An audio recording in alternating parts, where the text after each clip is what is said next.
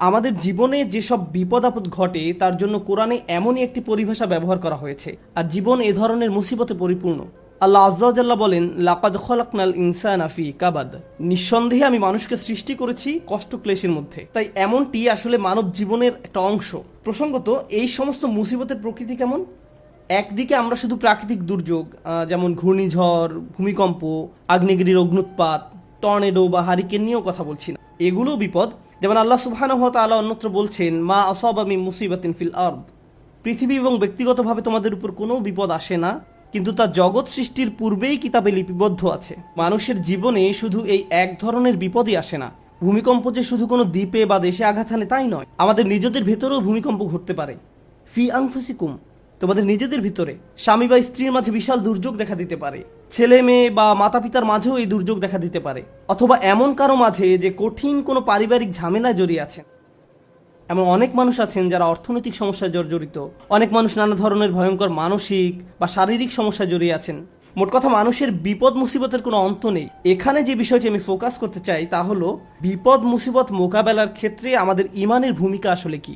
আমরা যে আল্লাহর উপর বিশ্বাস করি তা বিপদ মোকাবেলায় কিভাবে আমাদেরকে সাহায্য করে। একজন বিশ্বাসী হিসেবে বিপদ মুসিবতে পতিত হলে কেমন প্রতিক্রিয়া দেখাবো, আর এটা আসলে নির্ভর করে আল্লাহর সাথে সম্পর্ক থাকা বলতে কি বোঝায় তার উপলব্ধির মাত্রার উপরে। প্রথমে আমি যে বিষয়টা শেয়ার করতে চাই তা হলো, দুই ধরনের খারাপ পরিস্থিতির পার্থক্য নিরূপণের ক্ষেত্রে কোরআন খুবই প্রজ্ঞার পরিচয় দিয়েছে। এক ধরনের খারাপ পরিস্থিতি যেটা দেখতে খারাপ মনে হয়, যা কিনা সম্পূর্ণরূপে আপনার নিয়ন্ত্রণের বাইরে। এমন পরিস্থিতিতে আপনার কিছুই করার থাকে না। যেমন আপনি বন্যায় আক্রান্ত হয়ে পড়েছেন, আর এই বন্যা আপনি ঘটাননি, আপনি জাস্ট ওই এলাকায় বসবাস করেন, এটা এড়ানোর কোনো সুযোগ হয়নি। অথবা আপনি সেখানে বেড়াতে গেছেন আর বন্যায় আটকা পড়েছেন, আপনি জানতেন না যে এমন কিছু ঘটবে, এই সম্পর্কে কোনো রিপোর্ট ছিল না। তাই এই বিপদে আপনি নিজের কারণে পড়েননি, এটা সম্পূর্ণ আল্লাহর পরিকল্পনা। এখানে আপনার করার কিছুই নেই, আর আপনি এর থেকে কোনোভাবে বেরও হতে পারতেন না।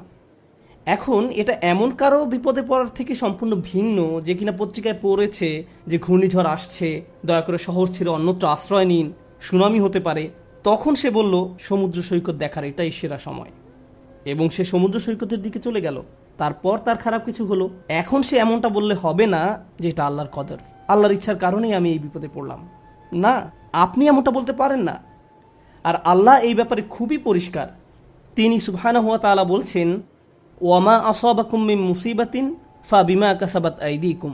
তোমাদের উপর যেসব বিপদ আপদ পতিত হয় তা তোমাদের কর্মেরই ফল, তুমি নিজে নিজের উপর এটা আরোপ করেছো। এখন শুধুমাত্র এভাবে চিন্তা করাটাও সমস্যাজনক, কারণ যদি আপনি সিঁড়ি থেকে নামার সময় পিছলে পড়ে যান, তখন ভাবতে শুরু করেন আমি নিশ্চয়ই কোনো পাপ করেছি, তাই আল্লাহ আমাকে সিঁড়ি থেকে পড়ে যেতে দিয়েছেন, এটা আল্লাহর নিকট থেকে কোনো একটা সংকেত। আমি নিশ্চয়ই কোনো খারাপ কাজ করেছি, তাই আমার পা ভাঙার মাধ্যমে আল্লাহ আমাকে শিক্ষা দিয়েছেন। আপনি নিজের মতো করে ঘটে যাওয়া ঘটনাগুলোকে বিশ্লেষণ করতে থাকেন। আপনি অদৃশ্য কার্যকরণ, কজ অ্যান্ড ইফেক্ট নিয়ে ভাবতে শুরু করেন, আর এই ধরনের চিন্তা চরম পর্যায়ে চলে যেতে পারে। তো এইখানে আমি যে বিষয়টিতে জোর দিতে চাই তা হলো, আল্লাহর উপর বিশ্বাসীরা দুই ধরনের এক্সট্রিম পর্যায়ে চলে যেতে পারেন। একটি এক্সট্রিম পর্যায়ে হলো সবকিছুই আল্লাহর ইচ্ছায় ঘটছে, আমার এখানে করার কিছুই নেই, যাই ঘটুক না কেন আপনি আমাকে দোষ দিতে পারেন না, এটা আল্লাহর কদর। মা আসাবাকুম মিন মুসিবাতিন ফাবিইযনিল্লাহ। আল্লাহর নির্দেশ ব্যতিরেকে কোনো বিপদ আসে না। তিনি সূরা তাগাবুনে এই কথা বলেই দিয়েছেন, তিনি সরাসরি এই কথা বলেছেন, এটা আল্লাহর অনুমতিতেই ঘটে, আল্লাহর পরিকল্পনা এমনই ছিল, এখানে আমার করার কি আছে।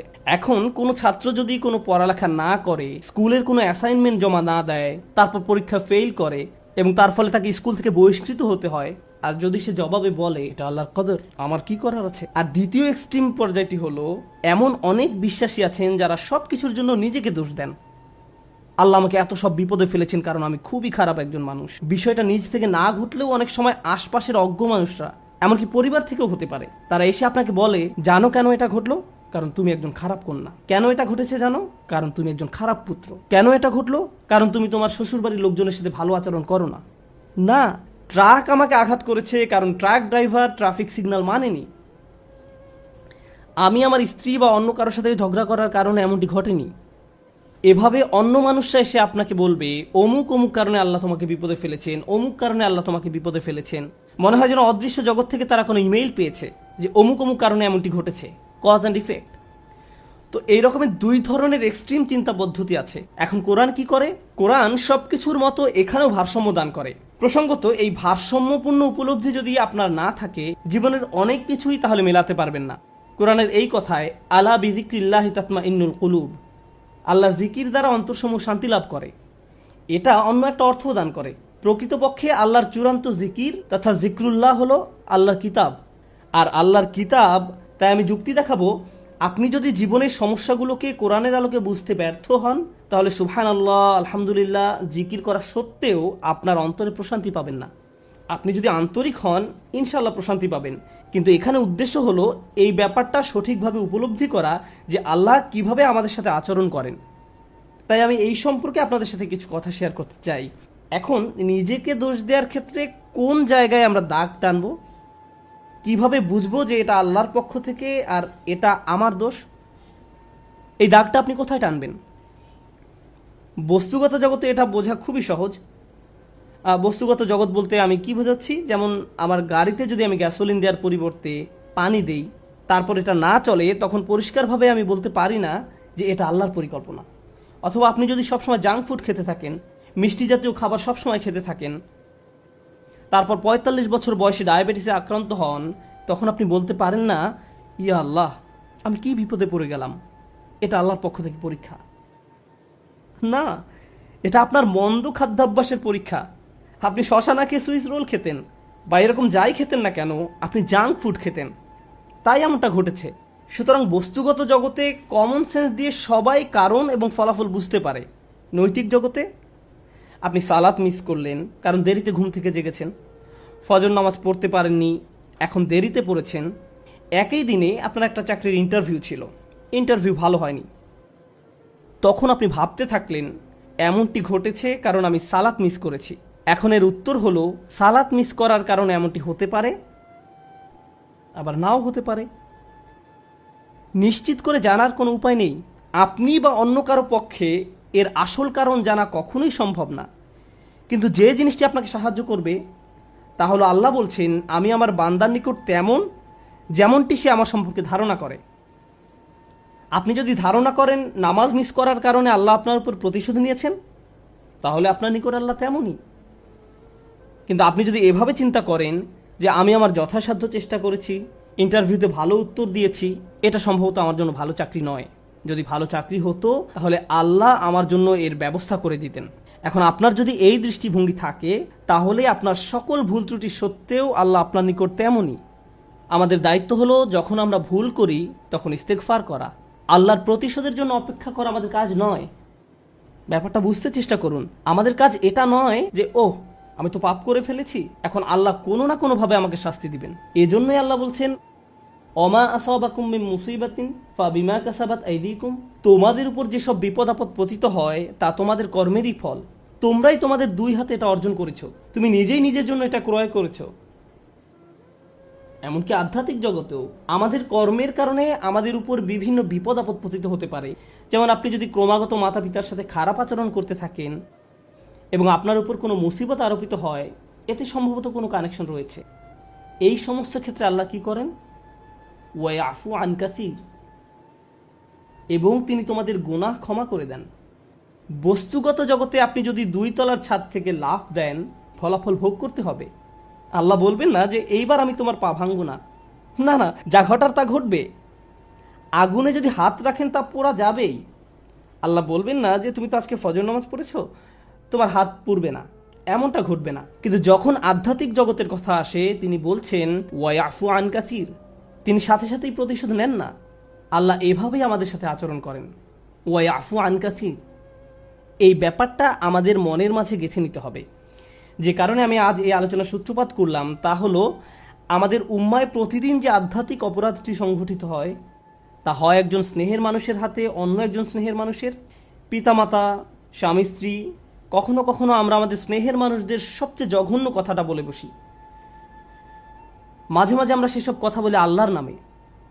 তুমি যা করছো তার জন্য আল্লাহ তোমাকে শাস্তি দেবেন, একদিন তোমাকে বিচারের কাঠগড়ায় দাঁড়াতে হবে।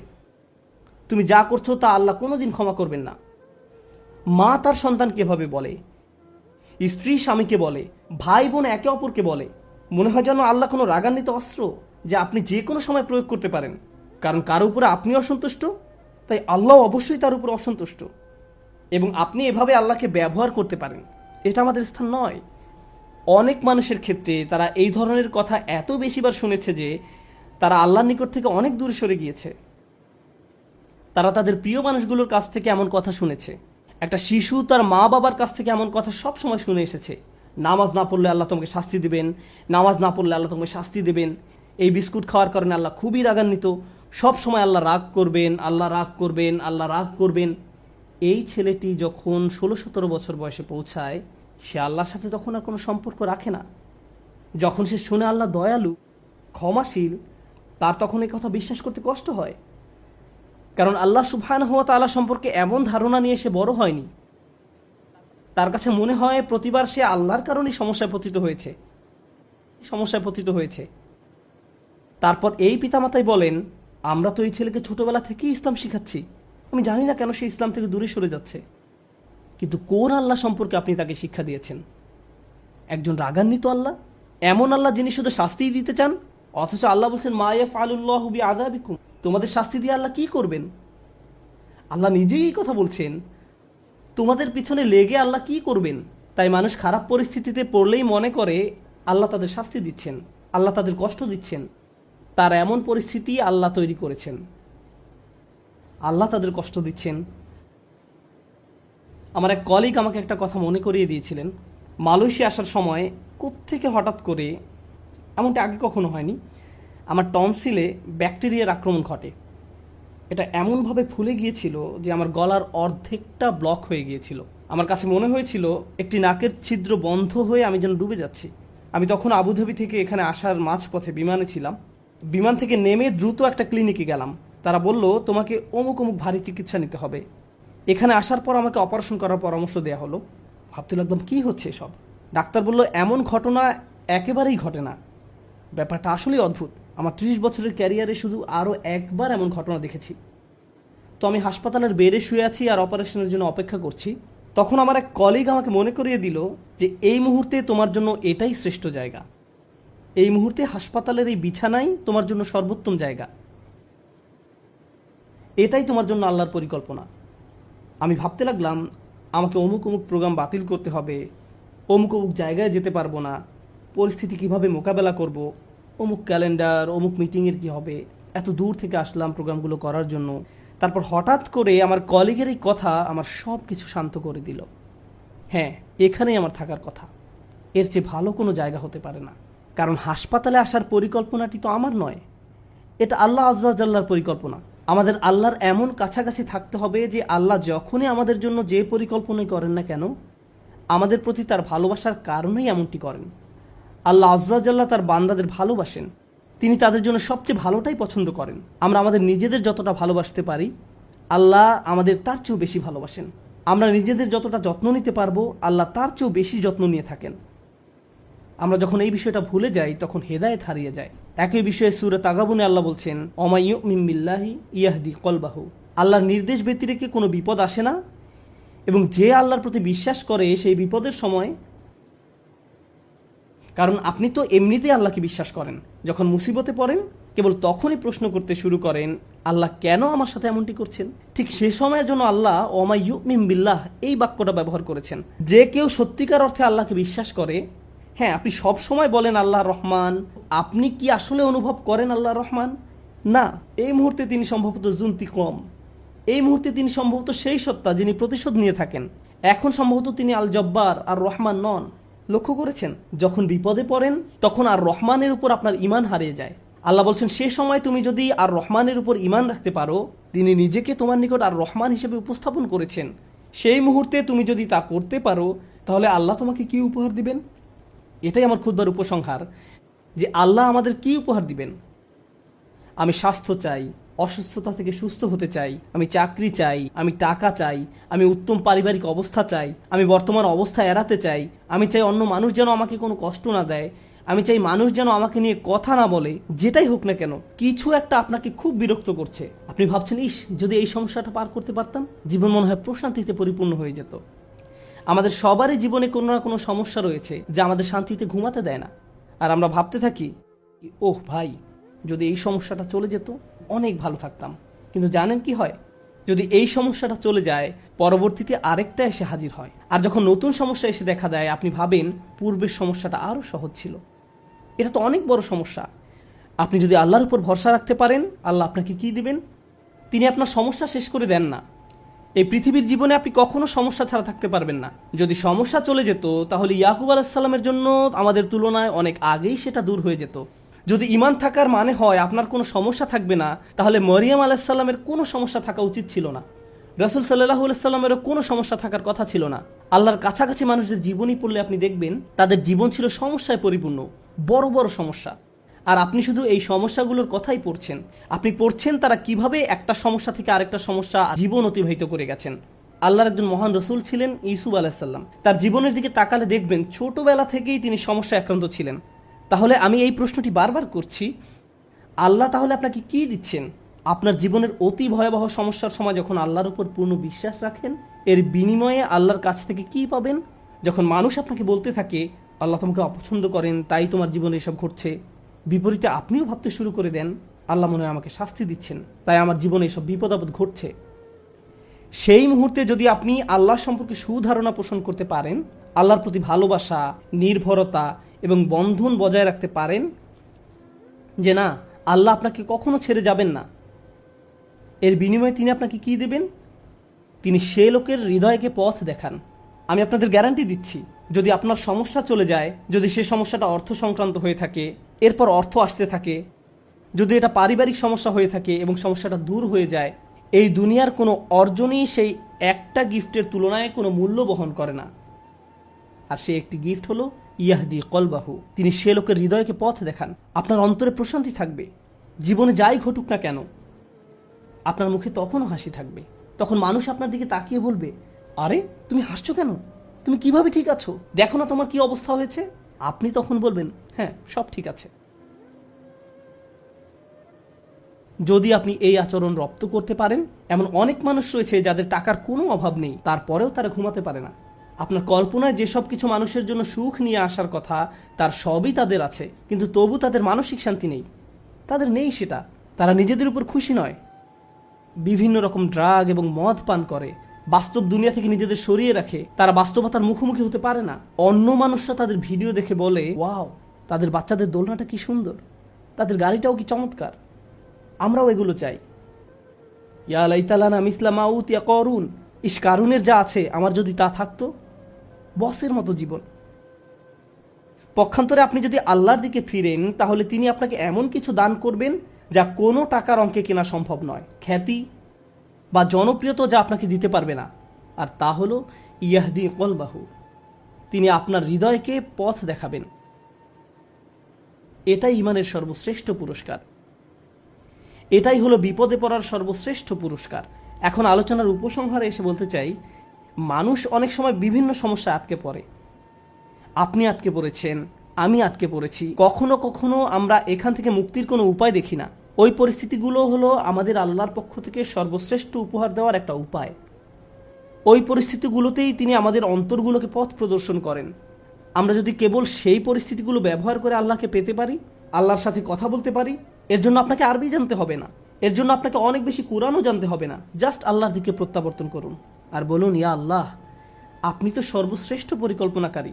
ইয়া আল্লাহ, আপনার মতো কেউ আমাকে ভালোবাসে না, কেউ আমার প্রতি আপনার মতো যত্নবান নয়। এটা কখনোই সম্ভব নয় যে আপনি আন্তরিকতার সাথে আল্লাহর নিকট হেদায়েত কামনা করবেন আর তিনি আপনাকে ফিরিয়ে দেবেন। আপনি যদি আল্লাহর কাছে একটা গাড়ি চান, তিনি হয়তো আপনাকে তা নাও দিতে পারেন।